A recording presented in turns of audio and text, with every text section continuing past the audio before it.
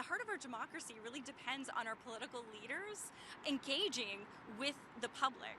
If they don't do that, our democracy is irrevocably damaged. In the aftermath of the attempted assassination of Donald Trump and a rising tide of political threats at home, analysts warn Canada's very democracy could be at risk. This is my concern, that as we do see the rhetoric, as we do see these actions like what happened last weekend, that politicians will be less willing to engage, and that ultimately will have an impact because they will become more isolated. They perhaps won't be as much in contact with everyday Canadians. Former national security analyst Stephanie Carvin notes some politicians may choose to disengage when confronted by angry voters or threats on their lives.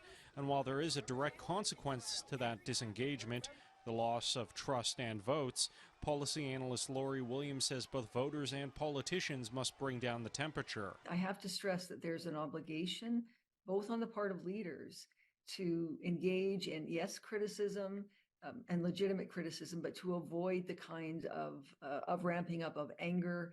And it's tempting, I get, because you can raise funds, you get big dollars coming in if you say something that generates more anger, more passion, if you like, amongst the electorate. But that also increases the potential risk for politicians. Canada has not seen serious political violence in recent memories, but MPs are increasingly feeling unsafe.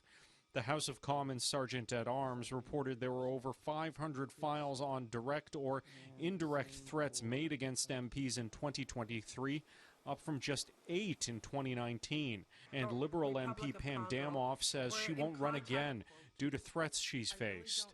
Williams says the time is now for some self-reflection. There's also a danger of suggesting, as we've seen sadly in response to the assassination attempt in the United States over the weekend, a temptation to blame the rhetoric of others for what an attacker did, as if to legitimize that as an understandable response to what that rhetoric might look like. And so I think a little less finger pointing, a little more looking in the mirror might be appropriate. In Ottawa, Xiao Li, City News.